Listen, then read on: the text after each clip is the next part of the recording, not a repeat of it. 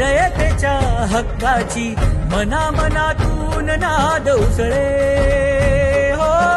मराठीला अभिजात दर्जा कृती केली ही गर्वाची अभिमानासाठी जगते हो.